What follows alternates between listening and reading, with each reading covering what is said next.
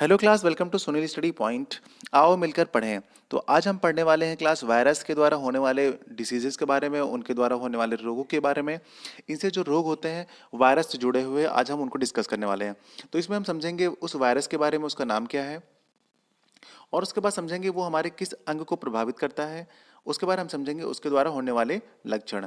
तो इन तीनों चीज़ों के बारे में हम समझते हैं। चलिए, मनुष्य में विषाणुओं द्वारा होने वाले प्रमुख रोग। पहला हमारा रोग है मम्स, जिसे बोलते हैं गलसुआ। ये हमारे किस अंग को प्रभावित करता है? पैरोटिड सलाइवरी ग्लैंड को प्रभावित करता है।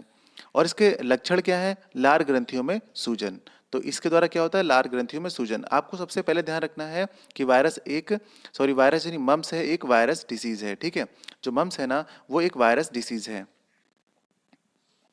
दूसरा है हमारा फ्लू और इन्फ्लुएंजा। ये हमारे किस अंग को प्रभावित करता है? तो श्वसन तंत्र को प्रभावित करता है, रेस्पिरेटरी सिस्टम को प्रभावित करता है। ठीक है, और इसके जो लक्षण है वो सर दर्द है, जुकाम, खांसी और ज्वर यानी कि बुखार।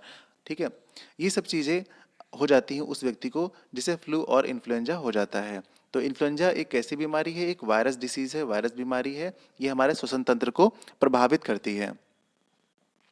रोग का नाम है अगला रेबीज यानी कि हाइड्रोफोबिया। हाइड्रोफोबिया, हाइड्रो मतलब वाटर होता है, फोबिया मतलब डर। तो यहीं से पता चल रहा है कि पानी से डरने वाली ये बीमारी है। जिस भी व्यक्ति को ये बीमारी होगी उसे पानी से अत्यधिक डर लगता है। और ये बीमारी जो होती है ना, वो डॉगी यानी कुत्तों के काटने से होती है। और ये हमारे किस अंग को प्रभावित करता है? तो तंत्रिका तंत्र को यानी कि नर्वस सिस्टम को प्रभावित करता है। और इसके जो लक्षण हैं उसमें पीड़ा बहुत होती है पेशेंट को, उसको बुखार रहता है, पानी से उसको बहुत ज़्यादा डर लगता है, बेहोशी सी उसको लगती है, और श्वसन तंत्र में लकवा होने लगता है और उसको बहुत बेचैनी लगती है। तो ये एक अत्यधिक घातक बीमारी है जो रेबीज़ होती है, जिसे हाइड्रोफोबिया भी बोलते हैं। तो रेबीज़ एक वायरस डिसीज है, आपको ध्यान रखना है। रोग का नाम है अगला हर्पीज। हर्पीज ये हमारे त्वचा को प्रभावित करता है। मतलब प्रभावित अंग क्या है? त्वचा यानी कि स्किन, श्लेष्म कला। तो ये त्वचा से संबंधित बीमारी है और ये एक वायरस डिसीज है। इसके लक्षण है त्वचा में जलन, बेचैनी और शरीर में फोड़े पड़ना। ठीक है, तो आपको ध्यान रखना है हर्पीज एक वायरस डिसीज है। अगला है हमारा मस्तिष्क रोग में होता है, ये इसे बोलते हैं इंसेफेलाइटिस। तो ये एक ऐसी बीमारी जो मस्तिष्क रोग में होता है, मस्तिष्क में होता है, हमारे ब्रेन में होता है। ये हमारे तंत्रिका तंत्र को प्रभावित करता है यानी कि नर्वस सिस्टम को प्रभावित करता है। इसके जो लक्षण है, इसमें फीवर आता है, बेचैनी होती है, उसको दृष्टि दोष होता आता है, मतलब उसको दिखना थोड़ा सा कम हो सकता है, और अनिद्रा की बीमारी हो जाती है और उसको बेहोशी से होने लगती है। तो ये लक्षण होते हैं उस पेशेंट को जिसे इसेंफेलाइटिस बीमारी हो जाती है। ये हमारे नर्वस सिस्टम को प्रभावित करती है। ट्रैकोमा, ट्रैकोमा एक वायरस डिसीज है, इसे बोलते हैं रोहे। यह नेत्र से संबंधित है, हमारी आई से संबंधित है। ठीक है, तो ये हमारा प्रभावित अंग कौन सा है? आई। तो आई को प्रभावित करता है ट्रैकोमा। और इससे क्या होता है कि नेत्रों में सूजन होने लगती है और जलन तथा पानी बहता है, आंखों से बहुत ज़्यादा पानी निकलने लगता है इस बीमारी में। तो आपको खासकर यही ध्यान रखना है कि ट्रैकोमा जो है एक वायरस डिसीज़ है। देखिए, इस क्लास में हम सिर्फ वायरस से जुड़ी हुई बातें, उनसे जुड़ी हुई संबंधित जानकारी आपको दे रहे हैं।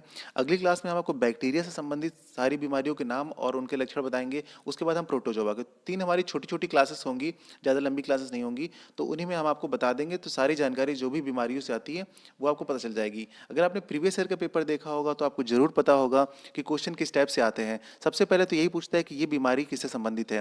बीमारी का नाम दे देंगे, वो पूछा जाएगा ऊपर ये क्या है, बैक्टीरिया है या फिर वायरस है, सबसे ज़्यादा पूछा जाता है। ठीक है, तो आपको पहले बीमारी का नाम पता होना चाहिए, फिर उसका प्रभावित अंग, लक्षण आपको बस कुछ ही चीज़ों को पता होना चाहिए, बाकी आप एक बार रीडिंग कर लेंगे तो ऑटोमेटिक आपको पता चल जाएगा।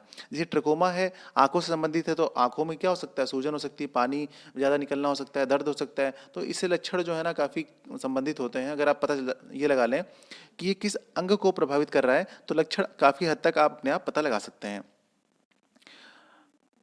अगला रोग है हमारा मीजल्स। मीजल्स को बोलते हैं खसरा। आप ध्यान रखिए, कभी कभी हिंदी में लिख के आ जाता है खसरा।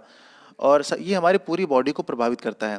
पूरी बॉडी को प्रभावित करता है, इसका मतलब अब हमारी पूरी बॉडी में क्या हो सकता है? जलन हो सकती है। ठीक है, तो देखिए लक्षण क्या है?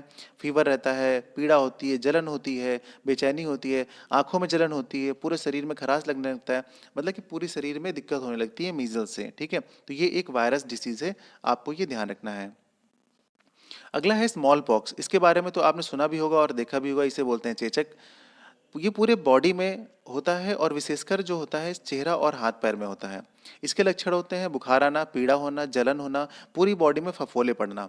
ठीक है। जिसको भी आपने देखा होगा अपने आसपास, उसकी पूरी बॉडी में फफोले पड़ जाते हैं और बहुत सारा पेन होता है। तो ये एक वायरस डिसीज है, स्मॉल पॉक्स। अगला है पोलियो। सबसे ज़्यादा पूछा था कि पोलियो कैसी डिसीज़ है, तो पोलियो एक वायरस डिसीज़ है। ये हमारे तंत्रिका तंत्र को प्रभावित करती है। उसके अंतर्गत किसको? स्पाइनल कॉर्ड को प्रभावित करती है। स्पाइनल कॉर्ड मतलब ये बोन से संबंधित बीमारी है। इससे के थ्रू, इस बीमारी के होने के कारण हड्डियों का विकास सही से नहीं हो पाता है। इसके लक्षण देखिए क्या है? मांसपेशियों में संकुचन के अवरोध तथा हाथ पैर में लकवा मार जाता है। तो हमारी बोन्स वो प्रॉपरली काम नहीं कर पाती हैं, हाथ पैर प्रॉपर तरीके से काम नहीं कर सकते हैं, क्योंकि स्पाइनल कॉर्ड पे वो इफेक्ट करता है, ठीक है, इसको प्रभावित करता है इसीलिए। तो आपको ध्यान रखना है, सबसे पहले पोलियो एक कैसी है? वायरस डिसीज है, और ये हमारे नर्वस सिस्टम को प्रभावित करता है। उसके अंदर किसको? स्पाइनल कॉर्ड को, नर्वस तंत्र को, उसके अंतर्गत स्पाइनल कॉर्ड को प्रभावित करता है। तो आपको इतना ध्यान रखना है। अगला देखिए एड्स। तो ये इस बीमारी के बारे में सबसे ज़्यादा ये पूछा जाता है कि बीमारी किस से संबंधित है, वायरस से या फिर बैक्टीरिया से? सबसे ज़्यादा पूछा जाता है। तो ये एक वायरस डिसीज़ है, एड्स। फिर पूछा जाता है कि इसका फुल फॉर्म क्या है। देखिए, तो इसका फुल फॉर्म जो होता है एक्वायर्ड इम्यूनो डेफिशिएंसी सिस्टम, ठीक है, sorry sorry, acquired immuno deficiency syndrome. तो ये इसका फुल फॉर्म हो जाता है। और HIV का नाम आपने सुना होगा। तो HIV का मतलब होता है human efficiency immuno deficiency virus, ठीक है, इम्यूनो डेफिशिएंसी वायरस, ये होता है आपका इम्यूनो डेफिशिएंसी वायरस, ठीक है। तो HIV का फुल फॉर्म पूछा जाता है और एड्स का फुल फॉर्म पूछा जाता है। एड्स का फुल फॉर्म फिर से बता देता हूँ एक बार मैं, एक्वायर्ड इम्यून डेफिशिएंसी सिंड्रोम, ये इसका फुल फॉर्म होता है, ठीक है।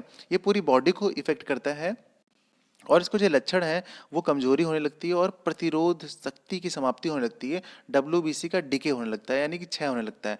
देखिए, जब WBC काम करना बंद कर देंगी, मतलब WBC मतलब वाइट ब्लड सेल्स, ठीक है, अगर इनका काम करना बंद होने लगेगा, ठीक है, तो आप देखिए क्योंकि ये एंटीबायोटिक होती है हमारी, ठीक, जब एंटीबायोटिक खत्म होने लगेंगी, तो रोगों से कौन लड़ेगा? जो डिसीजेस बाहर से आएंगे, जो बैक्टीरिया आएंगे, उनसे कौन लड़ेगा, ठीक है। तो रोग प्रतिरोधक जो शक्ति होती है ना, वो समाप्त होने लगती है। तो ये एक ऐसी डिसीज़ है जिसके होने के बाद लाइफ तो बिल्कुल ही कम हो जाती है और बचना बिल्कुल मुश्किल हो जाता है, कोई इसका इलाज नहीं है, ठीक है। तो ये काफ़ी घातक डिसीज़ होती है एड्स। तो उम्मीद करता हूँ क्लास वायरस से जुड़ी जितनी भी जानकारी थी वो मैंने आपको प्रोवाइड की है। अगली क्लास में हम बैक्टीरिया से संबंधित जानकारी पढ़ेंगे। अगर आपको यहाँ पे काफ़ी कुछ समझ में आया हो और आपको आने वाले एग्जाम में यहाँ से काफ़ी लाभ मिल रहा हो, आपको ऐसा लग रहा हो, तो आप मेरे चैनल को सब्सक्राइब कर लीजिए, क्योंकि इससे जुड़ी काफ़ी संबंधित अच्छी अच्छी जानकारी आपको मिलने वाली है। तो मिलते हैं एक नई क्लास में नए टॉपिक के साथ। थैंक यू आप सभी का वीडियो देखने के लिए।